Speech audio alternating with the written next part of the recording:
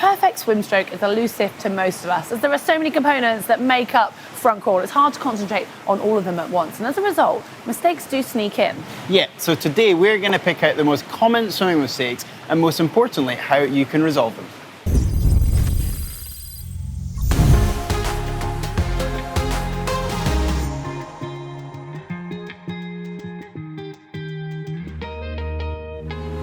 In order to propel yourself efficiently through the water, you need to catch it with your palm and your forearm. If you drop your elbow, you're going to be losing all of that water. And also, by keeping your elbow high, you'll help to engage your lat muscles, which are the really big, powerful ones. Yeah, and once you manage to get a good, efficient catch in the water, you're definitely going to see some real improvements to your swim times. So, what you need to do to try and think about having that good catch in the water is have a slight bend to your wrist, which will promote your elbow to stay high.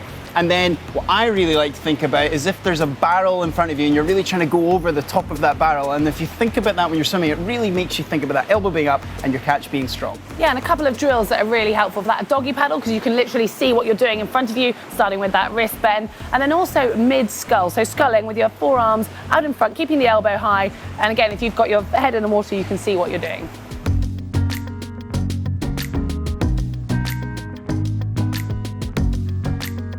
Rotation is definitely one of the keys to having an efficient swim stroke. Now, although a flat body in the water might look nice and streamlined, in reality it's really going to restrict your range of motion through your shoulders. And what it will definitely do is restrict your ability to breathe easily, because there's so much further to have to get your head out of the water, right?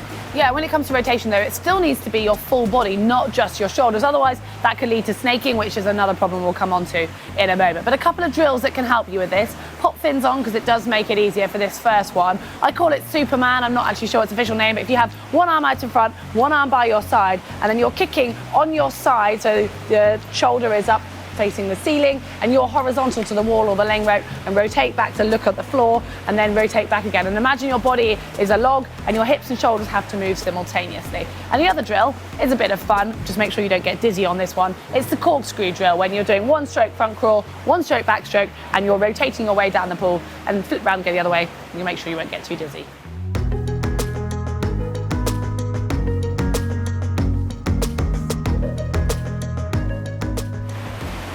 Excessive head movement is a problem that can happen from not enough rotation in the water, because we're tempted to have to move our head far too much to get that breath that we need. And then this can have a knock-on effect with our whole stroke and likely create a snaking effect. Yeah, and then if you start to feel panicky that you're not getting enough air, it can actually cause you to lift your head higher out of the water, which then in turn can actually tire you out even more and make your stroke even less efficient. Yeah, and head height is another real impactor on our efficiency when we're swimming. If we've got our head buried way too low in the water, then we can have to reach far too high to get our head out of the water to get that air that we need. Similarly, if our head's too far up, then we're going to drop our hips, and we're also going to have a temptation to try and breathe from the front rather than from the side. Yeah, and a couple of drills that will help with that. First one, really simple, basically kicking with a kickboard out in front of you, and then just putting your head in the water and trying to imagine you're looking down to the bottom at 45 degrees. So you should feel the water line just about the top of your hairline to get you that idea of your head position. And the other one is a really simple one, again, trickle breathing. So you're swimming and you're just constantly exhaling whilst your head is in the water, which then should mean you don't get that build-up of carbon dioxide, so you feel relaxed when you do turn your head to get your air in, and it'll stop you doing that gasping and lifting your head too high. And now we're moving on to snaking, which is often a combination of the two mistakes we've just been talking about: too much head movement and little or no rotation in the water. The fastest way for us to go forward is in a straight line, and by snaking, we've got our hips and our shoulders working against each other, which causes extra resistance against us in the water, which just makes everything that much harder and not what we're looking for. Yeah, and on top of excessive head movement or rotation, having a pause in your stroke can also cause snaking. So there are a couple of drills just to eliminate that. The first one being doggy paddle, which we've already covered, because it's just going to mean you're swimming continuously with your arms, and you can really make sure there's no pause at the front or the back. And the other one's single arm, because if you take out the other arm, as soon as that one's not moving, you're not going to be going forward. So you can either have your spare arm by your side or out in front of you, and you're swimming just with one. Now let's start with too short, because that's usually the most common mistake. If you have done all of the hard work, caught the water, propelled yourself through the water, you want to make sure that you're doing that through the entirety of the stroke. There's no point throwing away that effort and not waiting until your arm's fully extended before you pull it out of the water. Yeah, and a good drill to help you with that would be the hip touch, or you could actually put a kickboard between your legs. So basically I want you to make sure you finish your stroke by touching your hip. If you've got that kickboard, you can actually try and touch the kickboard before then taking your arm out on the recovery. And then on the other end of the spectrum, or quite literally the other end of the stroke, it's also making your stroke too long and actually having a pause at the front.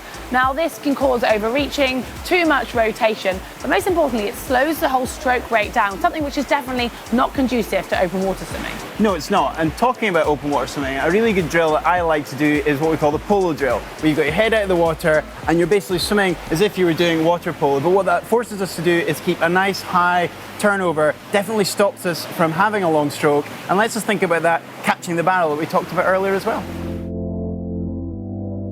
This final one is a little controversial, as having your fingers clamped together is not ideal, but neither is having them wide splayed apart. Now the old school theory used to be your fingers must be touching to be an efficient stroke, but actually as long as they're relaxed and they're close, it doesn't matter too much because you've got your catch from your palm and your forearm. Although on the other end of the spectrum, if they are really wide apart, it's going to mean you're not streamlined when you're going into the water and you are losing a little bit too much. Yeah, so a couple drills that we have in mind for you to think about would be front scull, which is effectively sculling out in front of us, which means that we can get a really good feel for the water. And the second drill would be finger trickle, which is essentially taking our hand on the recovery phase and trickling our fingers across the surface of the water, which just helps to keep our hands nice and relaxed and stopping that clamping that Heather was talking about. As we've mentioned, many of these mistakes are related, so you might find if you manage to correct one, you'll find that your whole stroke improves. So just choose the ones which work for you, and I'm pretty sure you'll see some drastic improvements, so good luck with that. Yeah, exactly. But what you will find in this video is we've covered an awful lot of drills really quite quickly. So if you want to see a little bit more about our drills in depth, then we've done a video about drills to improve here. And if you've enjoyed it, give us a thumb up, like, hit the globe to subscribe to make sure you get all of our videos. And we have also talked a lot about the catch. If you want a video specifically on that, you can find that here.